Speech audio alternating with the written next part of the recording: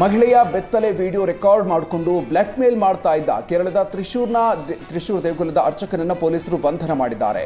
ಪೆರಿಗೊಟ್ಟುಕಾರ ದೇವಾಲಯದ ಅರ್ಚಕ ಅರುಣ್ ಬಂಧಿಸಿದ್ದು ಮುಖ್ಯ ಅರ್ಚಕ ಉನ್ನಿ ದಾಮೋದರನ್ ಪರಾರಿಯಾಗಿದ್ದಾನೆ.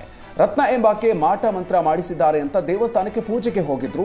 ಈ ಸಂದರ್ಭದಲ್ಲಿ ಅರ್ಚಕ ಅರುಣ್ ಪರಿಚಯ ಆಗಿತ್ತು. 24,000 ಹಣ ಕೊಟ್ರೆ ಪೂಜೆಯನ್ನ ಮಾಡೋದಾಗಿ ಅರುಣ್ ಹೇಳಿದ್ದಾನೆ. ಬಳಿಕ ಮಹಿಳೆಗೆ ತಡರಾತ್ರಿ ನಿರಂತರ ವಾಟ್ಸ್ಆಪ್ ಕರೆ ಮಾಡ್ತಾ ಇದ್ದ ಅರುಣ್ ಮಾಟ ಮಂತ್ರ ಹೋಗಬೇಕು ಅಂದ್ರೆ ಬೆತ್ತಲಾಗುವಂತೆ ಒತ್ತಾಯಿಸಿದ್ದಾನೆ. ಮಹಿಳೆ ನಿರಾಕರಿಸಿದ್ದಕ್ಕೆ ಇಬ್ಬರು ಮಕ್ಕಳು ಸಾಯೋ ಹಾಗೆ ರಿಟರ್ನ್ ಪೂಜೆ ಮಾಡ್ತೀನಿ ಅಂತ ಬೆದರಿಕೆ ಹಾಕಿದ್ದಾನೆ. ಅರ್ಚಕನ ಬೆದರಿಕೆಯಿಂದ ಮಹಿಳೆ ಬೆತ್ತಲೆ ಆಗಿದ್ದಾಳೆ. ಬಳಿಕ ಬೆತ್ತಲೆ ಆಗೋದನ್ನ ವಿಡಿಯೋ ರೆಕಾರ್ಡ್ ಮಾಡಿಕೊಂಡಿದ್ದಾನೆ. ಈಗ ಅದೇ ವಿಡಿಯೋ ಇಟ್ಕೊಂಡು ಕರೆದಾಗೆಲ್ಲ ಕೇರಳಕ್ಕೆ ಬರುವಂತೆ ಒತ್ತಾಯ ಮಾಡಿದ್ದಾನೆ. ಹಿಂಸೆ ತಾಳಲಾರದೆ ಮಹಿಳೆ ಕೇರಳಕ್ಕೆ ಹೋಗಿದ್ದಾಳೆ.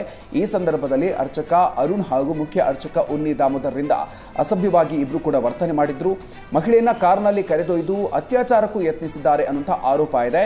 ಇಬ್ಬರ ಟಾರ್ಚರ್ಗೆ ಬೇಸತ್ತು ಬೆಳ್ಳಂದೂರು ಠಾಣೆಗೆ ಮಹಿಳೆ ದೂರನ್ನ ಕೊಟ್ಟಿದ್ದಾರೆ. ಸದ್ಯ ಅರ್ಚಕ ಅರುಣ್ ಬಂಧನ ಆಗಿದ್ದು ಮುಖ್ಯ ಅರ್ಚಕ ಉನ್ನಿ ದಾಮೋದರನ್ ಪರಾರಿಯಾಗಿದ್ದಾನೆ. ಕೊಪ್ಪಳ ಜಿಲ್ಲೆ ಗಂಗಾವತಿ ತಾಲೂಕಿನ ಅಂಜನಾದ್ರಿ ಬೆಟ್ಟದ ತಳಭಾಗದಲ್ಲಿ ಗೂಡಂಗಡಿಗಳ ಸರಣಿ ಕಳ್ಳತನ ನಡೆದಿದೆ. 12 ಅಂಗಡಿಗಳಲ್ಲಿ ಸುಮಾರು 12,000 ರೂಪಾಯಿ 70 ಕೇಸರಿ ಶಾಲು ಸೇರಿದಂತೆ ವಿವಿಧ ಸಾಮಗ್ರಿಗಳನ್ನು ಕಳ್ಳತನ ಮಾಡಲಾಗಿದೆ. ಸ್ಥಳಕ್ಕೆ ಗಂಗಾವತಿ ಗ್ರಾಮೀಣ ಠಾಣೆ ಪೊಲೀಸರು ಭೇಟಿ ನೀಡಿ ಪರಿಶೀಲನೆಯನ್ನ ನಡೆಸಿದ್ರು. ಈ ಸಂದರ್ಭದಲ್ಲಿ ದೇವಸ್ಥಾನದ ಬಳಿ ವಿದ್ಯುತ್ ದೀಪ, ಸಿಸಿಟಿವಿ ಅಳವಡಿಸಲು ವ್ಯಾಪಾರಸ್ಥರು ಆಗ್ರಹಿಸಿದ್ದಾರೆ.